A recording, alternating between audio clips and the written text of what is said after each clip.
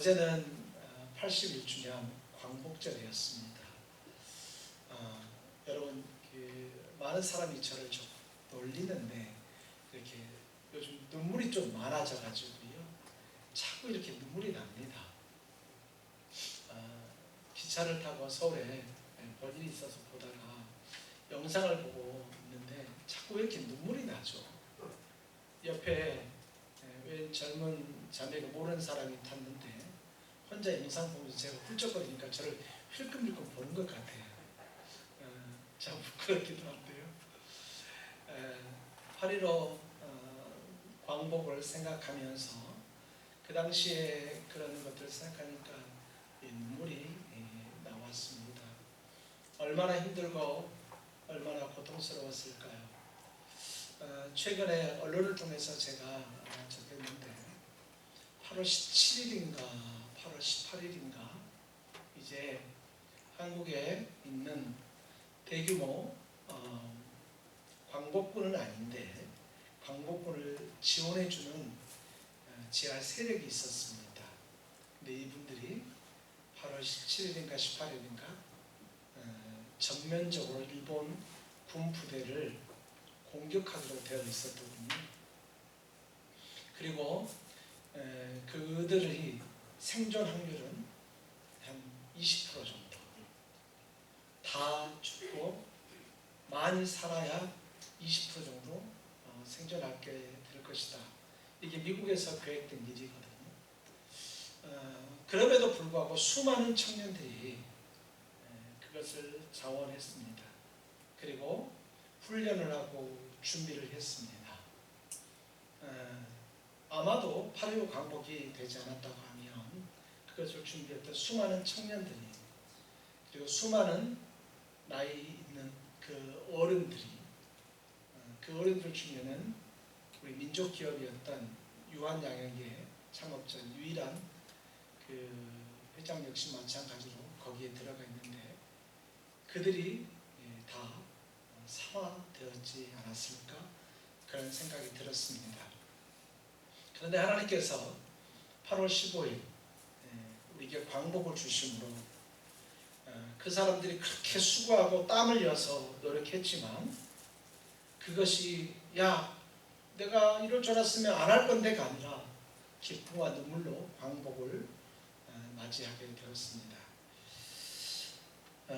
1945년 8월 15일 36해 동안 이어진 일본의 압제와 사슬이 끊어지고 이 땅의 해방의 아침이 밝은 것입니다. 바로 8월 14일은 눈물과 한숨과 고통의 시간이었다면 바로 그 다음 날 8월 15일은 광복의 날이었습니다. 그런데 우리는 여기서 분명히 기억해야 할 것이 한 가지 있습니다. 그 해방은 우리의 민족의 힘으로만 이루어진 것은 아니었다는 것입니다. 아무리 애를 쓰고 스스로 풀어내려고 해도 아무리 풀어내려고 해도 풀어질 수 없는 그 사슬이 우리 민족을 이렇게 감고 있었습니다. 그 사슬은 우리의 힘 밖에 있어서 도저히 우리의 힘으로는 어떻게 해낼 방법이 없었습니다. 여러분, 우리 인생을 살다 보면 이런 일들이 있잖아요. 내가 뭔가를 해서 좀 하면 좋을 것 같은데 내가 아무리 노력해도 되지 않는 것, 내가 아무리 애쓰고 수고해도 되지 않는 그런 일들이 있지 않습니까? 사랑하는 사람이 병들었을 때 어떻습니까? 사랑하는 자녀가 암이 걸렸고 그것이 전이가 되어서 눈물 흘리는 우리 성도를 제가 보면서 가슴이 미어져서 어떻게 할 줄 없었어요. 뭔가를 하고 싶은데 엄마가라고 해서 다 해줄 수 있는 게 아니잖아요. 부모들은 항상 그런 마음이에요. 내가 대신 아팠으면 좋겠다. 내 새끼들 대신해서 내가 아팠으면 좋겠다. 이게 부모들의 마음이지 않습니까? 그런데 그게 되지 않지 않습니까? 자녀들이 어떤 문제를 가지고 있는데 그 문제를 해결하려고 노력하는데 되지 않아요. 자녀가 그런 문제 때문에 눈물 흘리는 그 눈물의 소리를 들었을 때 부모들은 이 삶이 메어져 버리죠. 뿐만 아닙니다. 사람과의 관계가 있는데 깨어져 버렸을 때 어떻습니까? 예기치 않은 상실들이 우리에게 있을 수도 있습니다. 사랑하는 사람이 갑자기 돌아가시고 사랑하는 사람이 갑자기 떠나버렸을 때 우리는 이럴 때 무력함을 우리는 느끼게 됩니다. 그때 내 손에 마지막으로 남아있는 것이 무엇입니까? 아무것도 할 수 없는 저와 여러분의 손에 마지막으로 남아있는 것이 과연 무엇인가? 오늘 마치 그런 사람과 같은 한 사람이 등장을 하는데 바로 그 사람이 로마 군대의 백부장이었습니다. 이 사람은 권력도 있었습니다. 권력이 있습니다. 백부장이면 100명의 군인들을 자기가 통솔할 수 있는 그런 리더입니다. 권력이 있습니다. 적지 않습니다. 뿐만 아닙니다. 그는 재산도 있었습니다. 그가 회당을 지을 만큼 그는 재산이 있었습니다. 뿐만 아니라 그는 평판도 좋았습니다. 유대인들 사이에 있으면서 유대인들을 위해서 회당도 지어주고 그 민족도 사랑해 주니까 주변 사람들이 얼마나 칭찬을 했겠습니까? 참 평판도 좋았습니다. 그러나 살아가는 그 종이 병들어 죽게 되었을 때 그것들이 아무 소용이 없었습니다. 정말 살아가는 종이 구체적으로 어떻게 왜 살아가는지는 알지 못하지만 그 로마 백부장이 사랑하는 종이라고 하는 그 사람을 살리고자 하는데 그가 가지고 있는 재산도 소용이 없었고 그가 가지고 있는 권력도 소용이 없었고 그가 가지고 있는 좀 평판도 소용이 없었습니다. 그런데 바로 그때 그 자리에 예수님조차 놀라운 믿음이 그 자리에서 드러나게 되어집니다. 말씀만 하십시오. 말씀만 하십시오. 그러면 내 하인이 낫겠습니다. 말씀만 하사 내 하인을 낫게 하소서. 예수님조차도 놀라는 그런 믿음이 등장을 하게 됩니다.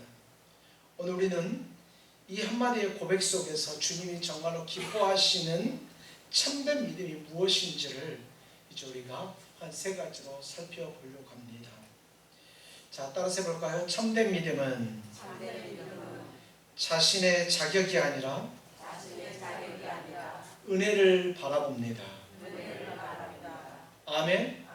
아멘? 한 번만 더 해볼까요? 자격이 아니라 은혜를 바라봅니다. 오늘 4장에 보니까 이에 그들이 예수께 나와 간절히 구하여 이르되 이 일을 하시는 것이 이 사람에게는 합당하니이다. 이렇게 얘기합니다. 그러니까 주님께서 치유해 주시고 고쳐주시는 것이 합당하다 얘기합니다. 유대인 장로들은 백부장을 두고 합당하다 이렇게 말을 합니다. 그래도 제가 이렇게 살아왔는데요. 그래도 제가 교회를 오래 섬겼는데요. 그래도 제가 교회를 이렇게 섬기고 헌신하고 봉사했는데요. 이렇게 얘기를 합니다. 우리가 신앙생활 할 때 그렇지 않습니까? 하나님 기도 응답해 주세요. 제가 이렇게 섬기고 이렇게 봉사했지 않습니까? 전국을 다니면서 전도를 하고 내 일생 60년, 70년, 80년 살면서 평생 주만 바라봤고 단 한 번도 좌로나 우로나 치우치지 않냐고 오직 예수만 바라보며 살아왔었는데 내가 이렇게 했었는데 이렇게 얘기를 합니다. 그런데 정작 오늘 이 백부장은 말이죠. 유대 장로들은 이것이 합당하다라고 얘기합니다. 하지만 오늘 이 백부장은 정작 정반대로 대답하는 것을 우리는 본문을 통해서 볼 수 있습니다. 7절 보니까 이렇게 말합니다. 내가 주께 나아가기도 감당하지 못할 줄 알았나이다.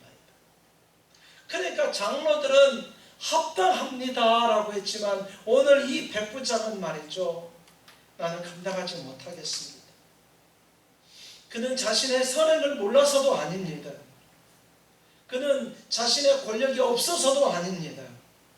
예수님 앞에서 그런 자격들로 가지고 그가 가지고 있는 어떤 권력이나 명예나 어떤 평판을 가지고 그것을 가지고 주님 앞에 설 수 없다는 것을 그는 고백하고 있는 것입니다. 여기서 우리는 한 가지 발견하는데 은혜를 아는 사람과 모르는 사람의 차이입니다. 우리는 하나님 앞에 설 때 자주 그 근거를 자꾸 대려고 합니다. 우리는 하나님 앞에 설 때 내 근거를 대려고 합니다. 내가 이런 선행을 했습니다. 내가 이런 경력이 있습니다. 이런 거죠. 주님 앞에 기도할 때 주님, 내가 아버지 앞에 설 때에는 목사란 타이틀이 사라지고 성도 이균이라는 이름으로 설 텐데 하나님 부끄럽지 않도록 도와주십시오. 내가 어떤 직분이 아니라 예수를 믿는 사람으로 온전히 설 수 있게 해주십시오라는 것이 제 기도 제목인데, 그러는 삶 가운데도 우리는 종종 하나님 앞에서 우리의 자격들을 얘기할 때가 있습니다. 복음은 자격 있는 사람이 받아들여진다는 그런 소식이 아닙니다. 복음은 자격이 없는 죄인이 그리스도 때문에 받아들여진다는 기쁜 소식이 바로 복음입니다. 저와 여러분들이 어떤 자격이 있어서 이 복음을 받아들일 수 있습니까? 우리가 무엇 때문에 이 복음을 받아들일 수 있습니까? 그것은 일방적인 주님의 은혜입니다. 여러분, 십자가를 한번 기억해 보실래요? 우리가 받아야 할 심판을 예수 그리스도께서 대신 받으시고 그분의 의를 여기는 저와 여러분에게 주셨습니다.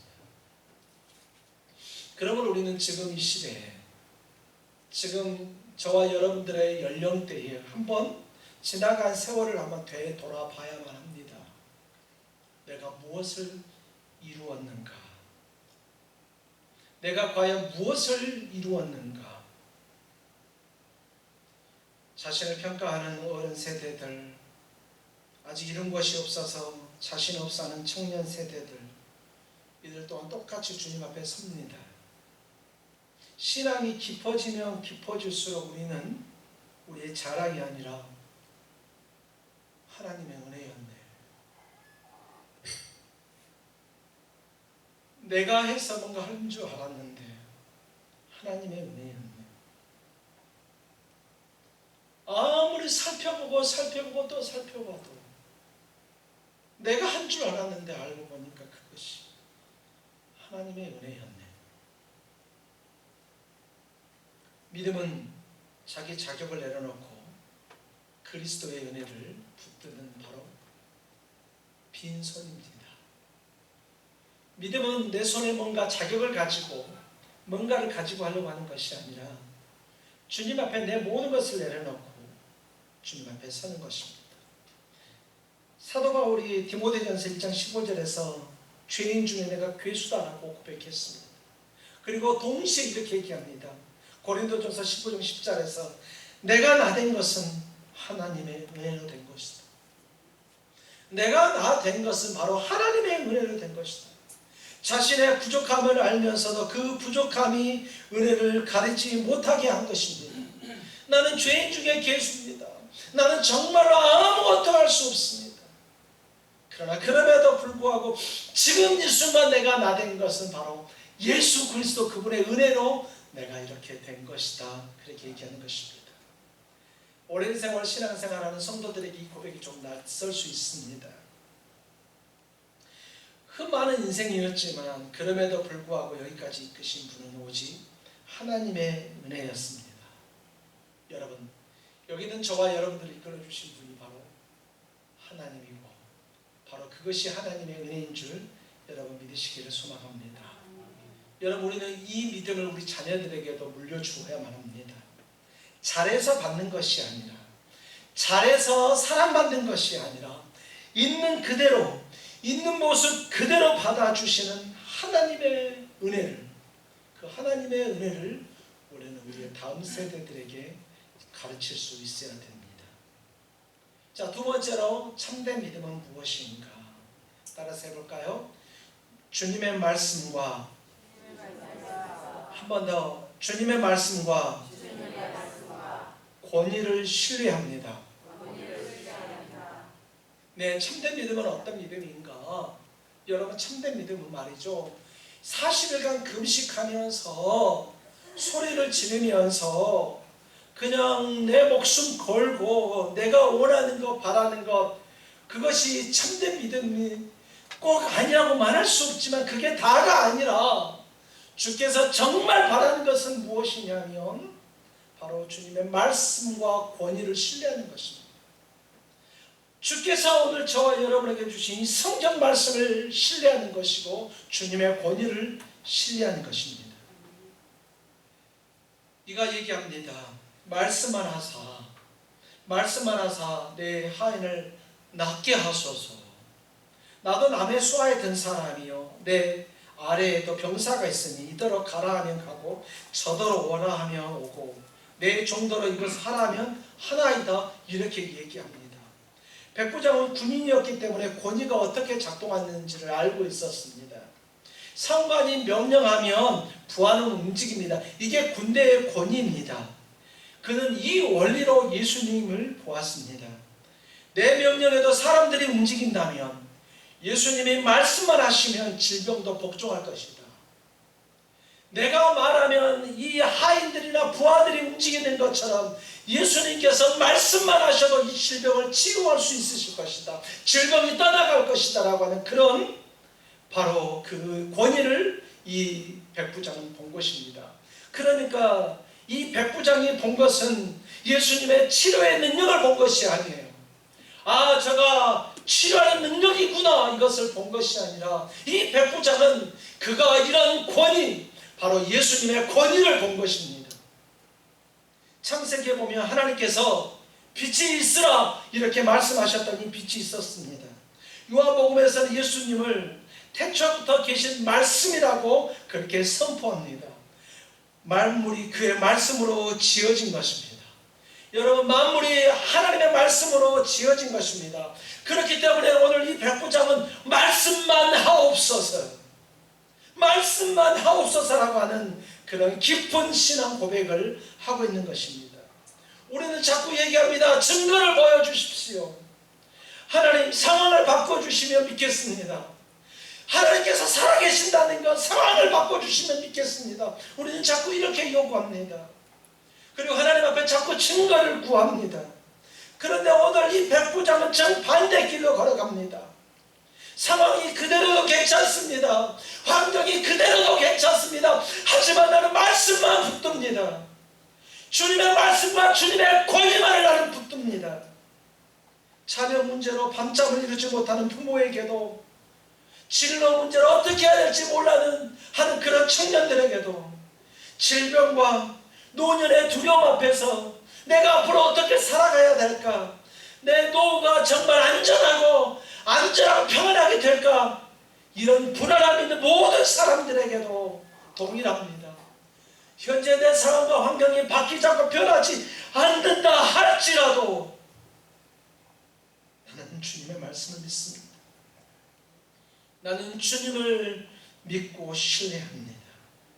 성경적 믿음은 내 소원이 아니라 하나님의 말씀과 그분의 선하심을 믿는 것입니다. 주님은 선하십니다. 저와 여러분들의 뭔가 화려해서도 아니고요, 멋있어도 아니고요, 탁월해서도 아니고요, 죄송합니다, 이런 표현에서 잘나서도 아닙니다. 주님은 우리의 모습이 있는 그대로를 사랑하십니다. 여러분, 우리의 기도의 응답이 지연됐다고 해서 여러분, 주님이 계시지 않는 것 아닙니다. 우리의 마음의 소원이 지연돼도 여전히 우리 하나님은 선하십니다. 여러분, 아멘. 십자가를 바라보는 사람은 이해할 수 없는 상황 속에서도 하나님의 마음을 의심하지 않습니다. 도저히 상황이 이해되지 않지만 저 십자가를 바라보는 사람은 하나님을 의심하지 않습니다. 아브라함을 한번 생각해 보실래요? 그는 아들 이삭을 제단에 바치라는 말씀을 받았을 때 이 상황을 이해하지 못했습니다. 그러나 아브라함은 하나님의 약속을 신뢰하면서 산 위로 올라갔습니다. 그래서 히브리 기자는 그가 하나님이 능히 죽은 자 가운데서도 다시 살리실 줄로 생각한지라 이렇게 증언을 합니다. 상황이 아니라 말씀하시는 바로 그분을 신뢰하는 것입니다. 오늘 우리에게도 이해되지 않는 일들이 있을 수 있습니다. 그러나 그 순간마다 우리도 오늘 이 백부장처럼 말씀만 하옵소서, 주님 말씀만 하옵소서 이렇게 고백하는 우리 성숙한 성도들이 되기를 예수님의 이름으로 축원합니다. 한 번 더 보면 마지막 세 번째로 참된 믿음을 보면 예수님이 놀라시는 바로 믿음은 어떤 믿음인가? 바로 말씀 앞에 자신을 맡기는 믿음입니다. 말씀 앞에 자기 자신을 맡기는 믿음. 예수님께서 이렇게 얘기합니다. 이스라엘 중에서도 이만한 믿음은 만나보지 못하였다 얘기하고 있습니다. 복음서 보면 대부분이 어떻게 되냐면 예수님께서 기적을 행하시는 걸 보고 많은 사람이 놀랍다, 놀랍게 여겼다 이렇게 표현이 되어 있습니다. 그런데 오늘 본문은 반대입니다. 예수님께서 보고 놀라시는 거예요. 더욱이 이 놀라시는 대상이 누구냐면 언약 밖에 있는 이방인이에요. 이 사람은 유대인이 아니에요. 이방인이에요. 로마 사람들이에요. 이 말씀은 우리에게 중요한 도전을 줍니다. 신앙은 말이죠, 연조, 내가 얼만큼 신앙생활을 오래 했느냐가 중요한 것이 아니에요. 신앙은 환경이 자동으로 만들어주는 것이 아니에요. 교회에 오래 다녔다고 해서 내게 믿음이 강해지는 것이 아니고 환경이 그렇다고 해서 믿음이 강해지는 것이 아니에요. 교회를 오래 다녔다고 교회에 직분이 있다고 해서 믿음이 보장되지는 않습니다. 중요한 것은 내가 교회를 얼마나 오랫동안 다녔느냐가 아니라 지금 예수님을 누구로 믿고 있느냐, 내가 지금 예수님을 누구로 믿고 있느냐, 이것이 중요하다는 것입니다. 예수님은 백부장의 집에 들어가지도 손을 얹지도 않았습니다. 그렇지만 종은 나왔습니다. 거리도 그분의 권위 앞에서는 어떤 장애물이 되지 않았습니다. 아직 그의 집에 가지도 않았지만 그 질병이 난 것입니다. 이 사건은 더 큰 진리를 가르치고 있는데요.